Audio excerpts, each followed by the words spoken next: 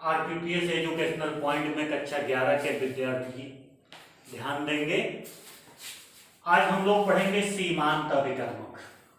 सीमांत का मतलब जो उत्पाद की सीमा को निर्धारित करे, यानी किसी रासायनिक अभिक्रिया में सीमांत अभिकर्मक वह अभिकारक पदार्थ है जिसका अभिक्रिया में पूर्ण उपयोग होता है, यानी वह अभिकर्मक जिसका रासायनिक अभिक्रिया में पूर्ण उपयोग होता है सीमांत अभिकर्मक कहलाता है। और सीमांत अभिकर्मक ही बनने वाले उत्पाद की मात्रा को निर्धारित करता है, यानी वह अभिकर्मक जिसका रासायनिक अभिक्रिया में पूर्ण रूप से उपयोग हो जाता है उसे सीमांत अभिकर्मक कहते हैं।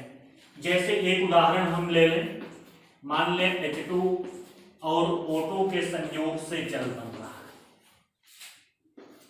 ये देखिए, हाइड्रोजन और ऑक्सीजन के संयोग से जल बन रहा है।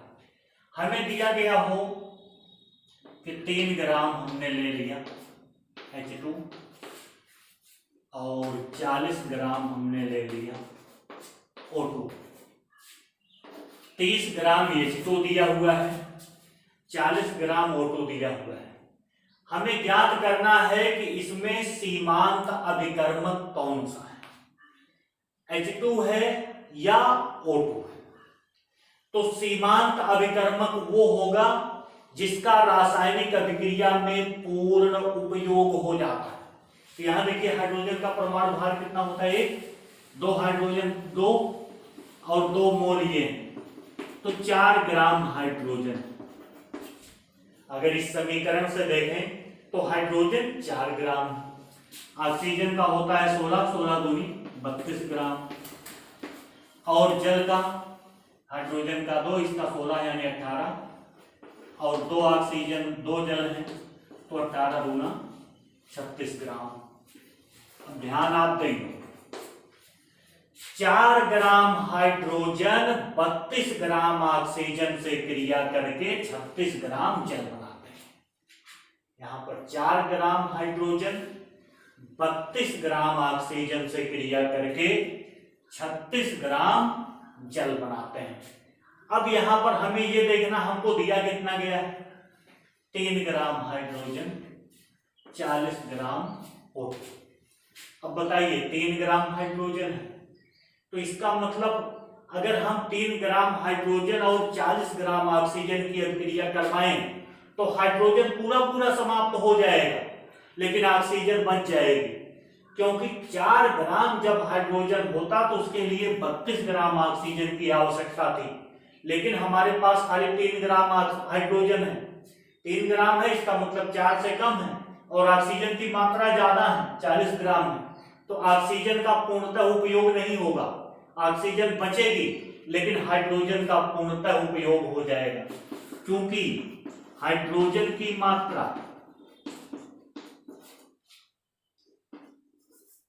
कम है। अतः इसका अभिक्रिया में पूर्ण उपयोग हो जाएगा, पूर्ण उपयोग हो जाएगा। अतः H2 सीमांत अभिकर्मक है। क्यों सीमांत है? क्योंकि इस अभिक्रिया में हाइड्रोजन का पूर्णतः उपयोग होगा। कोई पूछे ऑक्सीजन का क्यों पूर्णतः उपयोग नहीं होगा? क्योंकि 4 ग्राम हाइड्रोजन के लिए 32 ग्राम ऑक्सीजन ही आवश्यक होती है, और यहां पर देखिए केवल 3 ग्राम हाइड्रोजन दिया गया है, 40 ग्राम ऑक्सीजन दी गई, तो ऑक्सीजन बचेगी लेकिन हाइड्रोजन समाप्त होगा। अब हम पढ़ेंगे विलयनों की स्टाइकियोमेट्री। विलयनों की स्टाइकियोमेट्री। मिट्टी, यानी विलयनों का रस समीकरण मिट्टी। विलयनों का रस समीकरण मिट्टी।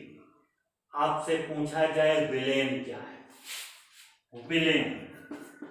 विलयन का मतलब दो या दो से अधिक पदार्थों का समांगी मिश्रण विलयन कहलाता है। दो या दो से अधिक पदार्थों का समांगी मिश्रण विलयन कहलाता है। जैसे चीनी प्लस पानी बराबर विलयन। क्यों? क्योंकि ये दोनों घुल गए, तो ये विलयन। अब विलयन के दो घटक होते हैं, एक को हम कहते हैं विलेय, एक होता है विलेय। विलेय का मतलब विलयन में जिस घटक की मात्रा कम होती है उसे विलेय कहते हैं।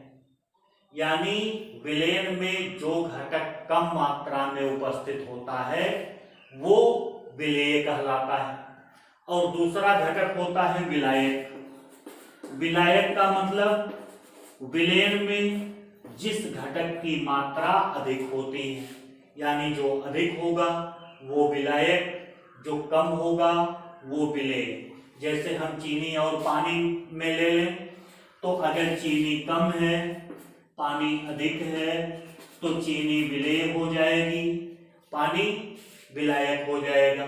अगर चीनी अधिक है पानी कम है तो चीनी ये चीनी अधिक है तो विलायक हो जाएगी, पानी कम है तो ये विलेय हो जाएगा। तो इसी आधार पर विलयन कई तरह के हो सकते हैं। जैसे द्रव का द्रव में विलयन, जो जब दो घुलनशील द्रवों को एक में मिला देंगे तो द्रव का द्रव में हो जाएगा। द्रव ठोस का द्रव में विलयन, यानी जब किसी ठोस को हम द्रव में घोलते हैं तो वो विलयन। गैस का गैस में विलयन, गैस का द्रव में विलयन, गैस का ठोस में विलयन। और एक चीज आपको ध्यान देना है, ठोस का ठोस में विलयन नहीं होता, क्योंकि ये समांगी नहीं होता। ठोस का ठोस में विलयन नहीं बनाया जा सकता क्योंकि ये समांगी नहीं होता। लेकिन ऐसे ठोस जो पिघलाए जा सकते हैं, जैसे मिश्र धातुओं में, तो मिश्र धातुएं विलयन कही जा सकती हैं। ठोस विलयन वो होता है क्योंकि पिघला कर उनको मिलाया जाता है। तो ये चीज है विलयन। विलयन का मतलब दो या दो से अधिक पदार्थों का समांगी मिश्रण।